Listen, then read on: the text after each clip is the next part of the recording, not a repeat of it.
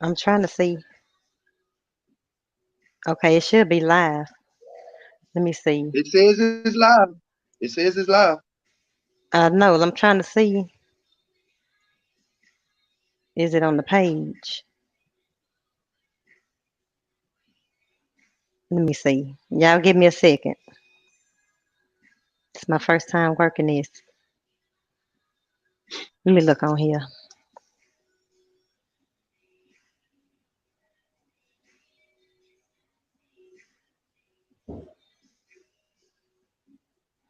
Because I might have to put the link in there.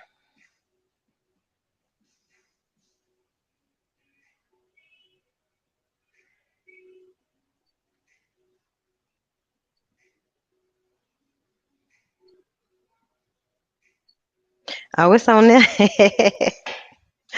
It's on there. I see Oh, it. okay. Okay.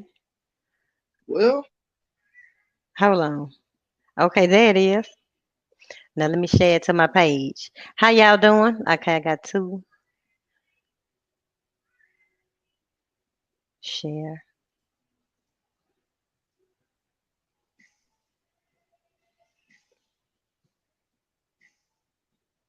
Let's see. All right. Did I share it to the same page?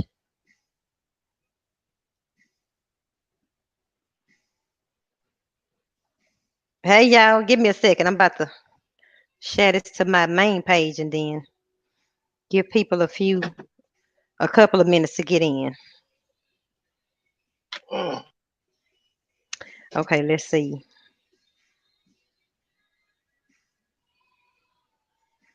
I'm gonna share the link.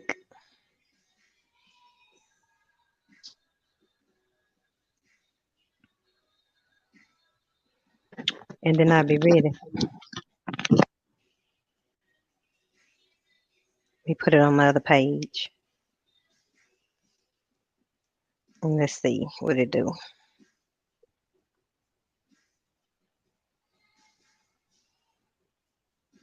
Now that ain't it. I don't know how to get it on my main page.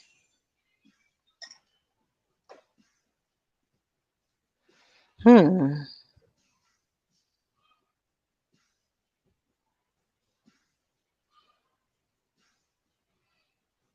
I don't know. How y'all doing? I'm trying to see how to share it to my main page. Maybe I can figure it out later. So we can get started.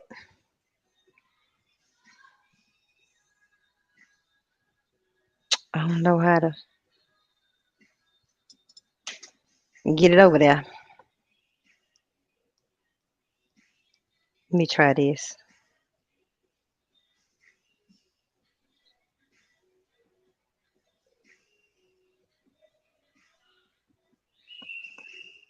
Yeah, if this don't work.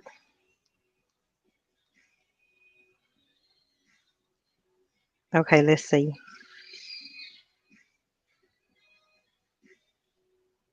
See, they don't see it because it ain't on my main page. Let me try to get your it on main there. Facebook. Yeah, my main. This is on my. Okay, let me see if this works. Okay, I'm finna to be on there now.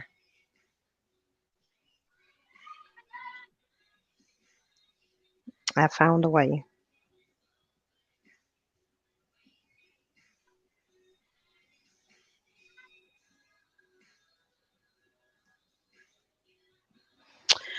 All right, let's see.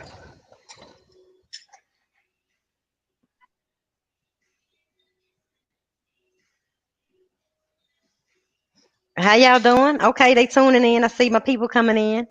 Okay, let's see. Okay, there we go. All right, how y'all doing? It's that girl Shei Atkins. Doing something new that God put in my heart to do. Um, as you can see, this is Desean Menefee. I call him Sean. Um, to give you a little backstory, I met him A few years ago. It's been probably about, I don't even know, up to 10 years ago. About It's been a 10, while. yeah, I don't about even 10 years know. ago. But I met him, and he became like family. And he comes to events, the barbecues. He's the barbecue man. He does his thing. And this past Sunday, we had some barbecue and stuff. He was doing his thing, and I heard him and my sister talking about the love languages and what his love language was. And it was words of affirmation. I could hear them saying. So I had a question that I wanted to ask him. So I got him, to himself, and I wanted to know, do you know that your existence is evidence of your significance? And he said, no. I say, your existence is enough to validate who you are. But a lot of times, our background, our history, uh, we didn't have an environment. We didn't grow up in an environment where we felt validated, nurtured, or loved. And so we got into his story. And I really, as we were talking, I really even didn't finish because I wanted him to know that he matters, and I wanted him to share his story. And just to give people insight into how we all come from different backgrounds, and we all don't have the same backgrounds. We all didn't come from a nurturing home. And it's so important to love and have compassion for people. So I wanted him to share his story. So Sean, um, tell us a little bit about yourself. All right. Good evening, everybody, audience, and guests. My name is Sean. I'm 34, born and raised in Houston, Texas, Southwest, to be exact. A father of four, three boys and a daughter. And as she was saying that pretty much my life, well, it ain't been the best life of 34 years, but as I got older and met different people, you know, um, it became a little bit better. Like I said, I'm the oldest of four boys, so I'm like uh my mother, besides my father, it was my brother's dad. They have the same dad, so uh our relationship was pretty much strained the whole time from my birth up until now because of not only her own problems that she had just with life, but pretty much I guess you could say her resentment towards my father against me. Because pretty much growing up, my mama she showed a lot of favoritism towards my brothers over me. Like she pretty much didn't treat us the same. And I pretty much, some will look at it as like, well, maybe she was doing it because you were the oldest. But me, that's just you on the outside looking in. Me being there, I know a lot of it was just because her hatred towards my father, she just took it out on me, which is the reason she treated us different. Um, like I said, my mom, she had problems herself. Like she was in the street, she was a avid drug user, so it caused me to actually be mature faster than I probably was supposed to. Like Hmm. like I said, I have three brothers, so when my mom would be on her binges or whatever, it forced me to have to, learn to cook for me and my brothers, make sure they Hmm. diapers are changed and different stuff like that. So by the time I was like 6 or 7, I was already going to the store, shopping for me and my family, just doing stuff that a normal 6 or 7 year old probably shouldn't be doing at that age.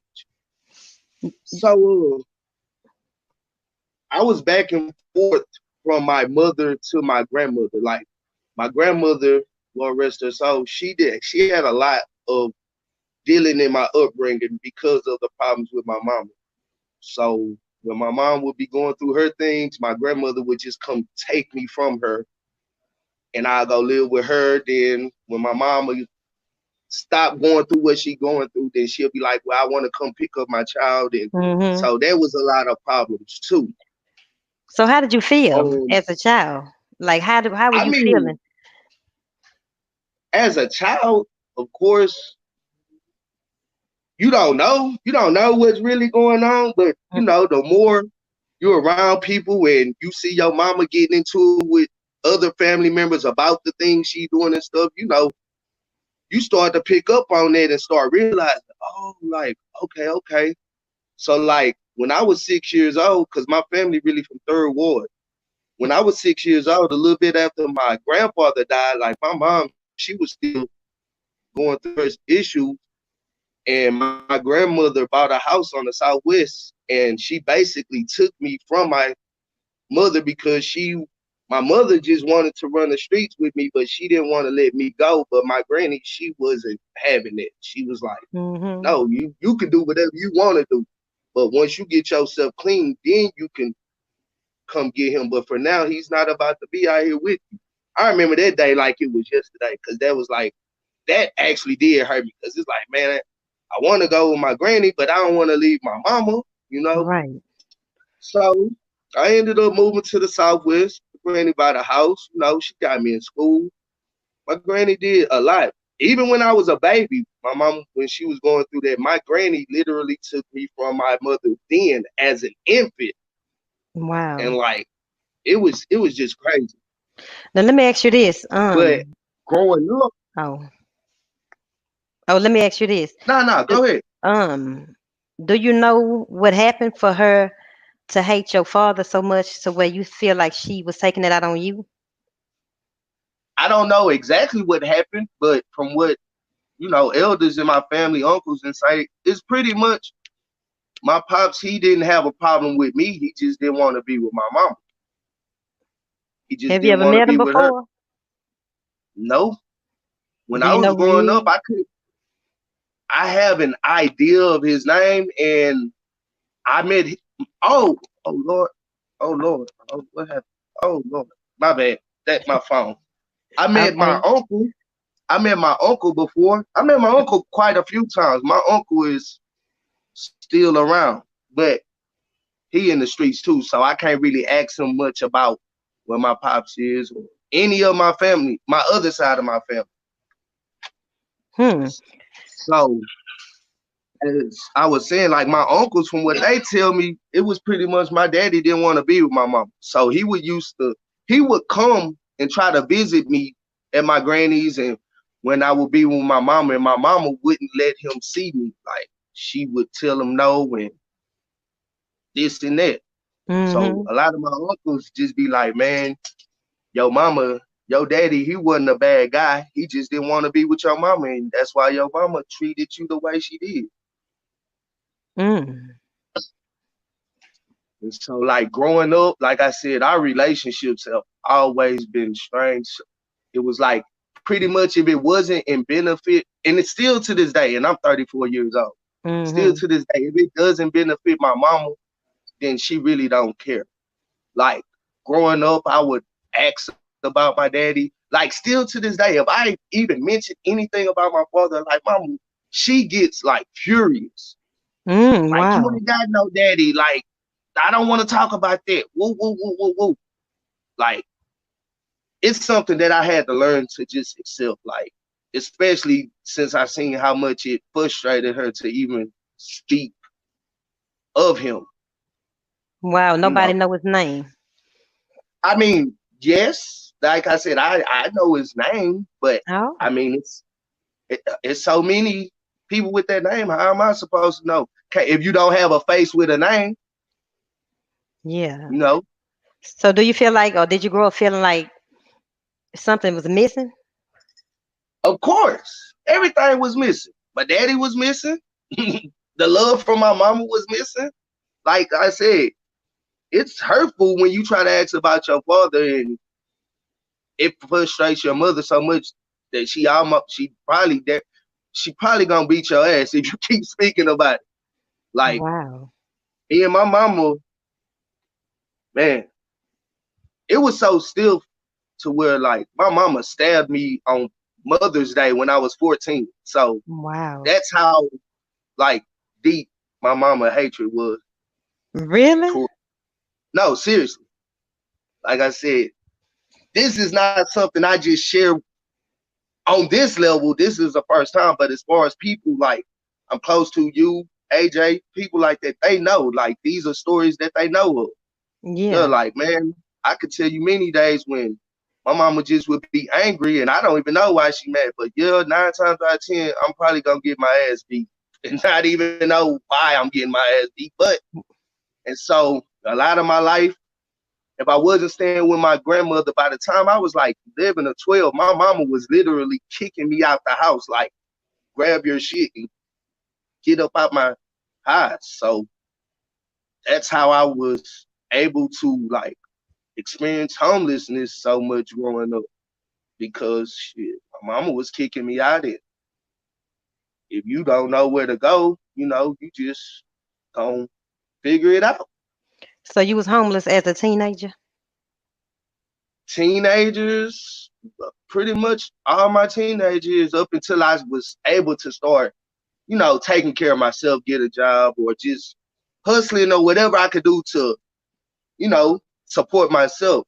But I've met a lot of awesome people from those days, up like I spent a lot of time homeless, but it was never for long periods of time. Yeah. Like I would always figure it out I can imagine, life is all about survival at this point. pretty much. And is it Pretty much. still, do it feel like you still trying to survive right now? Oh yeah, most definitely. Like I told you Sunday in our first conversation, like I have days to where, you know, I try to something I do now that I didn't used to do growing up. I I used to be negative, like really negative. And that's because of all the negative things that I've been through and that I went through. So I would have no choice but to have a negative attitude on anything. But as I Mm. got older, I started realizing, and people used to tell me, like, you get what you put out into the universe. So if you always thinking negative or expecting negative, then 9 times out of 10, that's what you're going to get back. And once I decided to start, like, changing my outlook on life, despite of what I may be going through or what I've been through, if I kept a positive attitude, then things would probably get better. And they did. I mean, things were not always the best. But once I started looking at, like I said, the things that I did have that I could be grateful for, like, okay, you may be homeless, but you got partners who you can go spend the night at their house. You got people who will let you come crash here and there. You know what I'm saying? You got Mm. people who will put some money in your pocket. Like once I started looking at those things, despite all the negative things, it always gave me a sense of like, okay, it's fucked up for you right now, but you got people in your corner and got people down with you. Wait, they ain't gonna give it everything to you, but you're gonna have to put in your own work also. But you have people who are also gonna support and back you. That's right. So do you have, like, what do you do with that pain? That pain, Hold like, on, does I, it I still, can't hear you. What was that? can you hear me? Someone actually called, but hold on, Mike. Okay. Hello. Oh, yeah. Can you hear me? I need.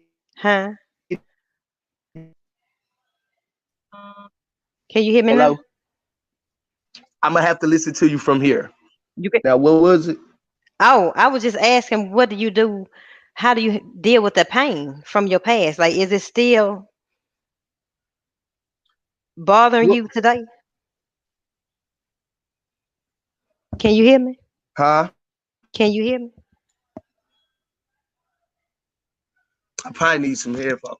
But you was asking, how do I deal with the pain? Yeah.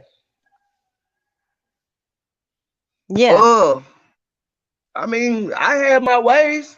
When I was growing up, I had my weed, I had my pills or whatever, and I was able to And but of course that wasn't deal with it. Mostly smoking, doing whatever extracurricular activities that would help mask the pain, you know. Mhm.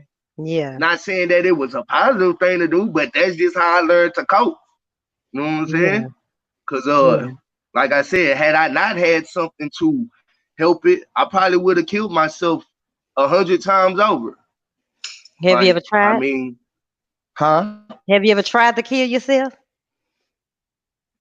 I've had I've had numerous suicide attempts growing up, but I only had like one near fatal one when I was 18. Like Mhm.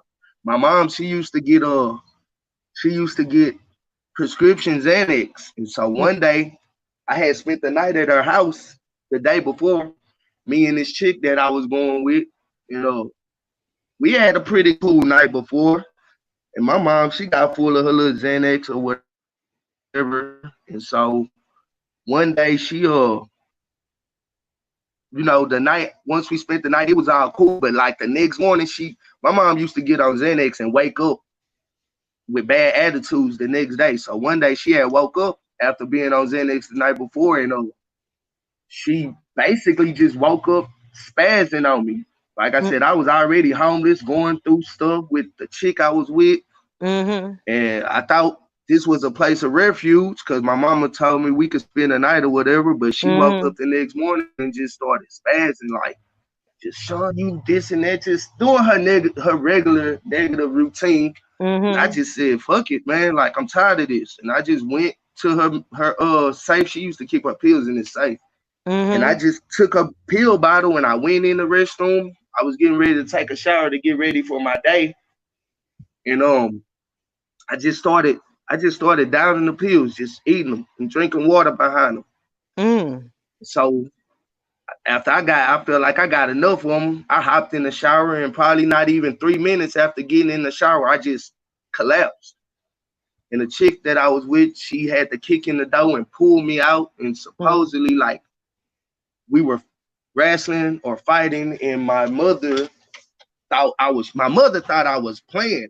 And so the Mhm. chick had to tell her, like, nah, Miss Vanessa, you need to call the ambulance because he's about to die. Mm. So by this time I didn't came back too, but I didn't went back to my mom's safe and I grabbed more pills. And I Wow. never forget because my homie Nick T, I had two homies that stayed over there in my mom's apartments that I was real close to. I had this white boy named Jeff and my homie Nick T. Mhm. Like they done came up there and like, what's wrong? Woo, woo. And they seen I had the pills or whatever. And I was like, man, I was crying and just tripping. I'm like, bro, I'm tired of this shit. Like, I'm tired. I don't want to be here. This shit is. They like, man, bro, just chill out. Like, let me have those pills. And I didn't want to give them to them. And they was like, man, look, bro, I promise you, I ain't gonna let nothing happen to you. Like, if we chill with you, you gonna go try to throw the pills up. And I was like, fuck it. So we went back to the restroom, tried to get me to throw them up, but they wouldn't come up. And by this time, the ambulance then got there, and they was like, "We need to rush him to the hospital." Because by the time I got to the hospital, though, like I had went brain dead because I was Wow. fighting the staff, and like my brain just shut down. So Wow. you know, that Wow. was And you made that it was out. an experience that I would hope not to go through again. I know. And what have you ever? So you say that was not the only attempt, but that was the worst attempt. Yeah, that was the worst one. All the other attempts were like just minor, minor, just pretty much anger and just again trying to find a way to escape the misery. And so, what is the misery from the childhood?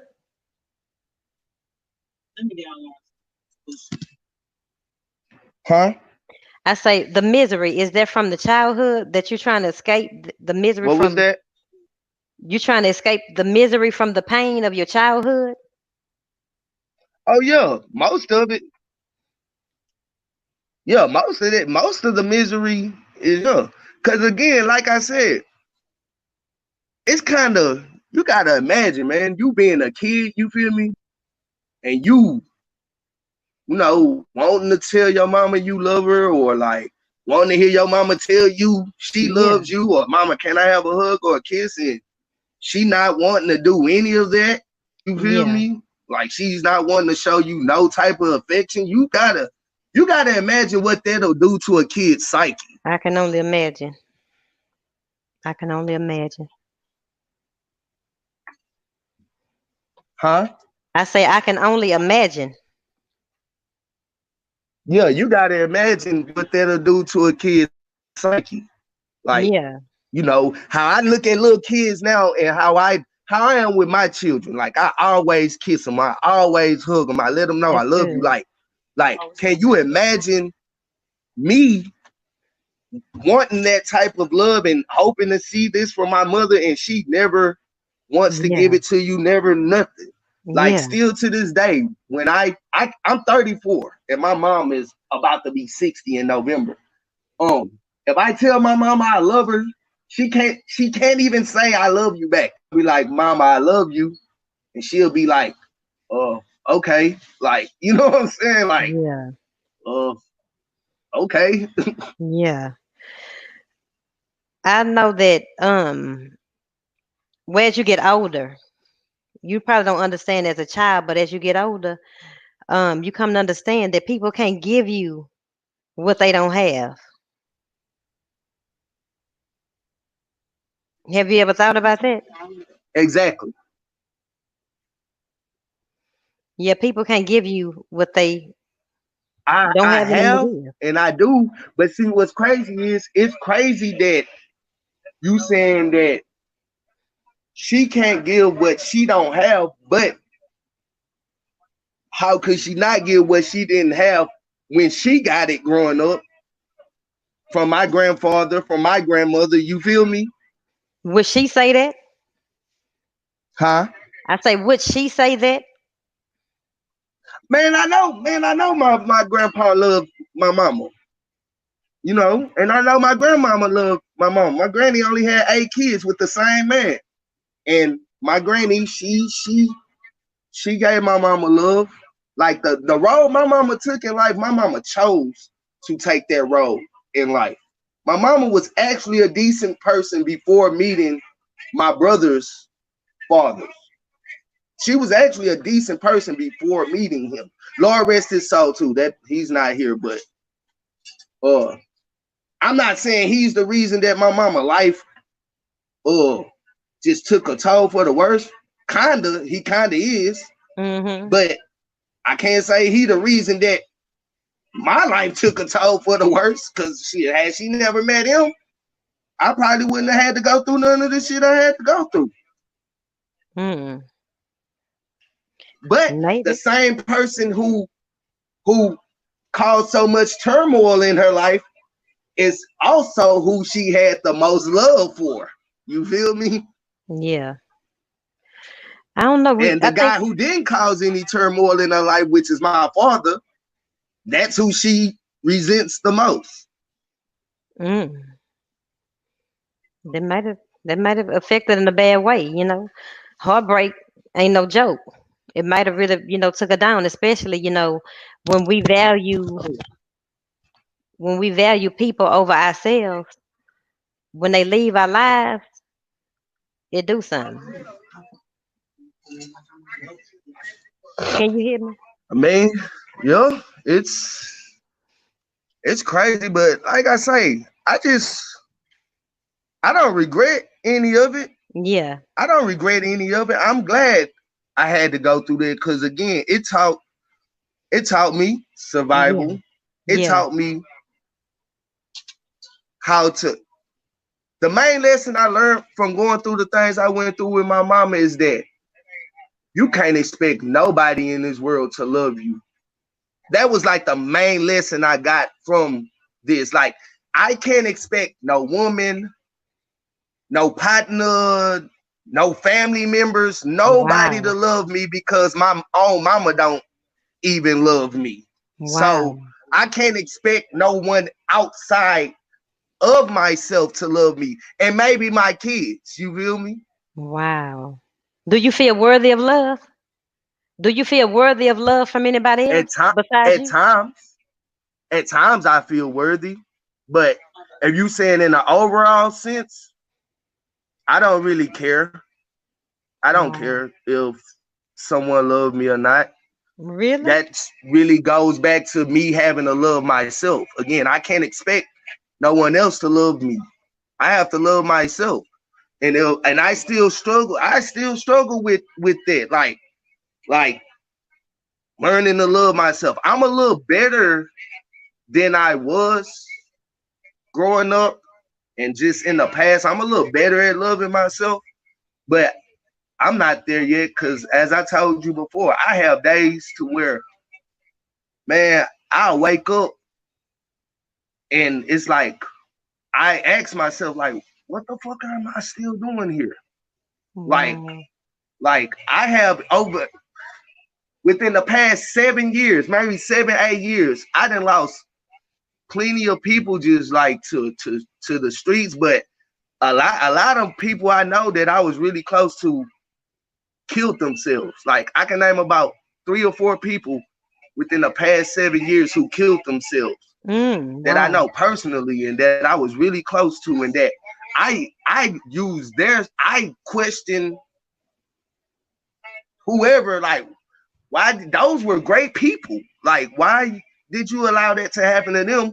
And I've been not wanting to be here forever. Like, what are you keeping me here for? But you let them go. Wow. And that's a good question. Like, That's a good question. That's a good question.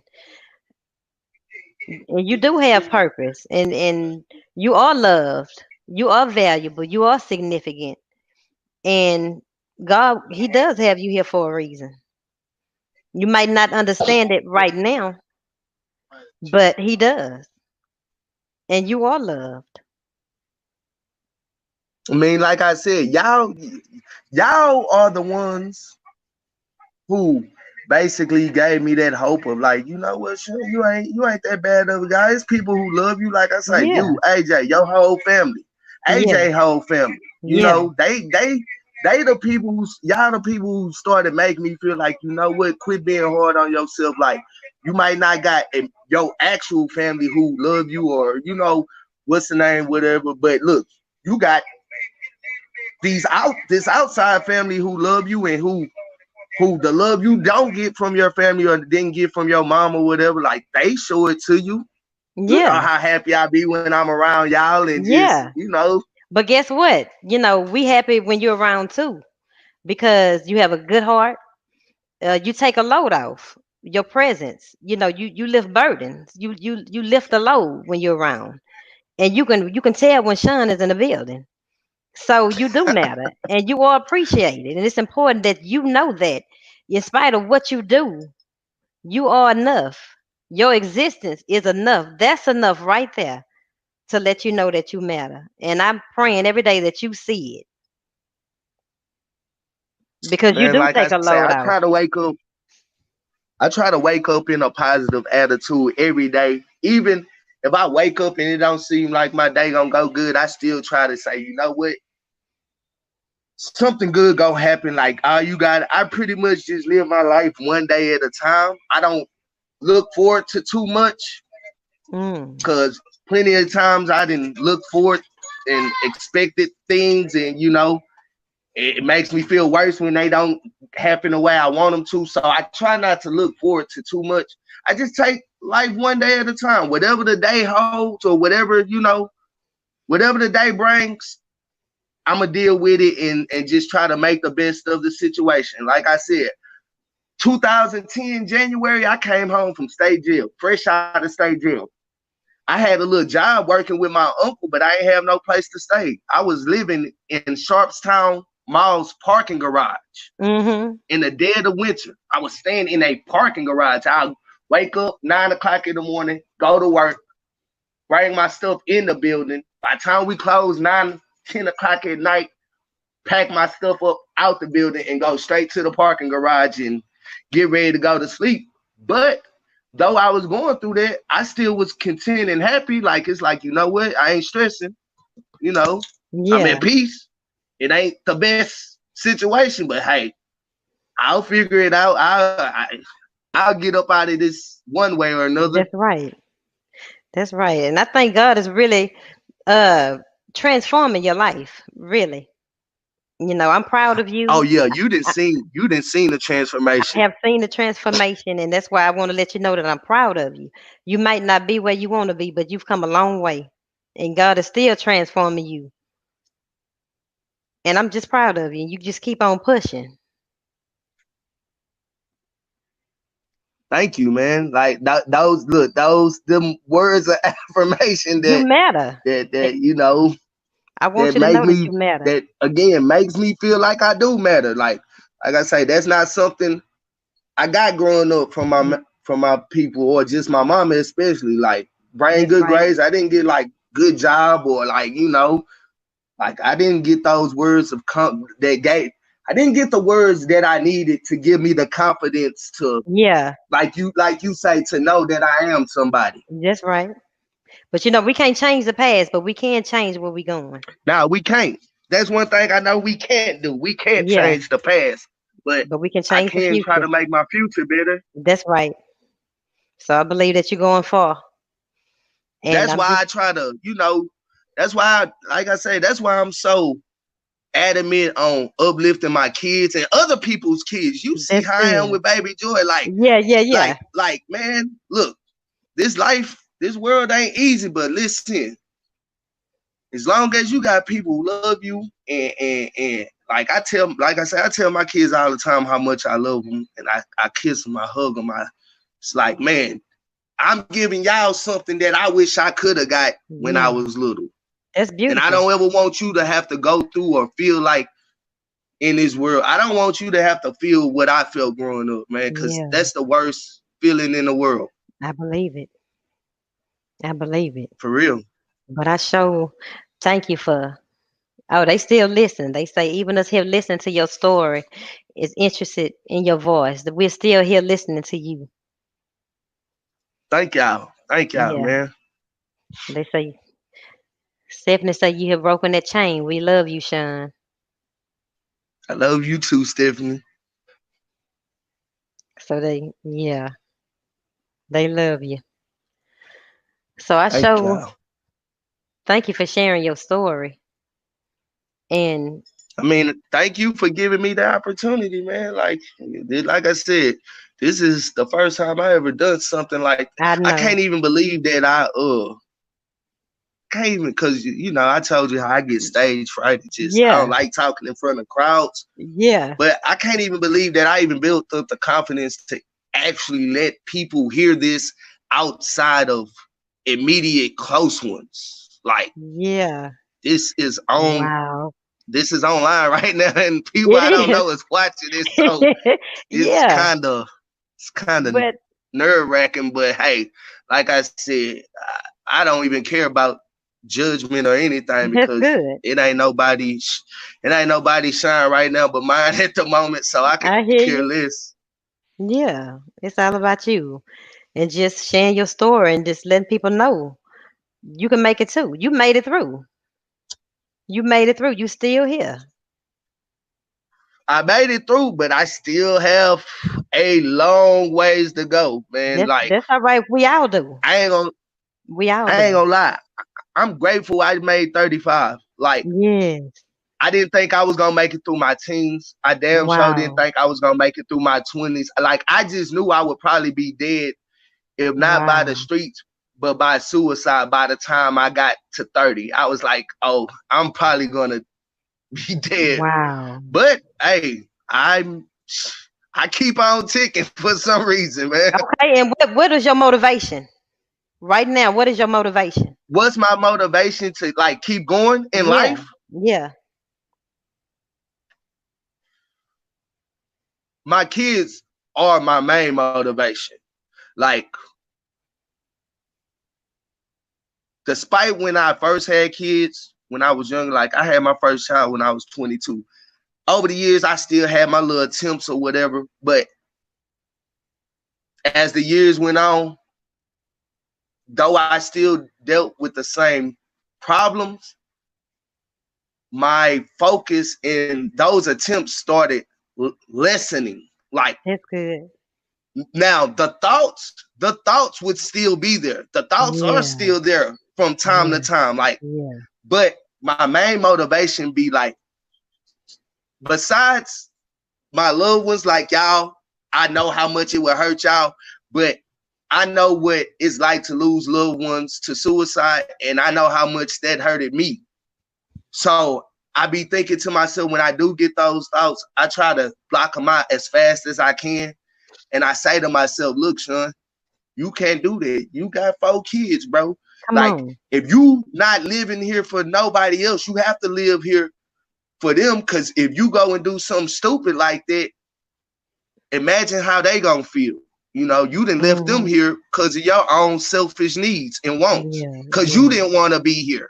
Like, Yeah. were they not worthy enough for you to deal whatever you go through for them? Just take on all that pain, whatever, just so they can continue to see your face and not through an obituary. I know that's right. Wow. That's like my main motivation that Yeah. keeps me here.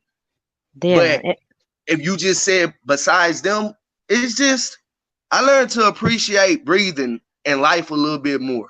That's good. Like I said, it's days that my days be shit, but I be like, you know what, nigga, you free and Come you on. breathing still. Like you always got a chance to. There's tomorrow. If you make it through this day, there's always tomorrow. You always got a chance to make it right and get better. Like you Yeah. can't be quitting, bro. That's right. Keep on pushing. Yep. It'll be revealed. You'll see it more and more. But just remember, when that enemy try to come, I'm significant because I exist. That alone. No tricks, no bending over backwards, no doing the split and back flipping. Nothing that I do makes me valuable. It's the fact that God wanted me here. My existence makes me valuable. God put his stamp of approval on me. And I wouldn't be here if he didn't want me here.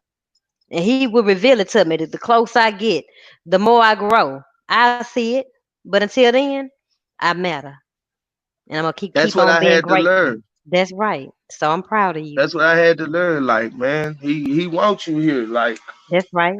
again, I don't know why.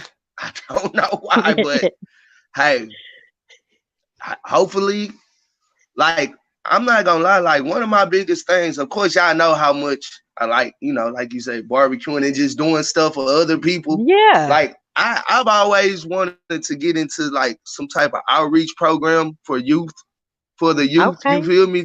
Like you Wow. said, to let them know, like, look, man, y'all just don't know. Wow. I'm over here talking to y'all, but man, Come if on y'all now. He just might be knew, and revealing like it you to said, you right if y'all now. just keep pushing, Oh yeah, he might be revealing that to you, but he put that in your heart. God gives us desires. And so he might have gave you the desire to go help other youth. So if anybody know how to get an outreach going or, can share it with Sean, send him a message and say, hey, I do this. I know how to, work with the youth, or maybe you can come talk to the youth over here. Let's reach out and help each other, lift each other up. That's why we're here. And if the opportunity come, would you be open to going to talk to the of youth? course, man. Like Okay. I, I used to live in the Covenant House, so I used to see people come up there and talk to us, and I always said that if I ever got the chance, if I can come back and talk to the youth of somewhere where I had All to right live now. myself, like, hey, look, All right look, now. man. Don't be surprised when you get that message in your inbox. You say that's what you See, say. Yeah, don't be ready. Yeah, this is the step. Send it out into the look, atmosphere. It's I was time. ready for this, right? That's right. So look at that. God ready for you. He getting you in position to speak to these youth and take a load off. That's right. Yeah, most So definitely. we ain't gonna hold the people too long because we're gonna get ready to wrap it up. But I just want to thank you once again for sharing your I story. You wanna matter. We love you.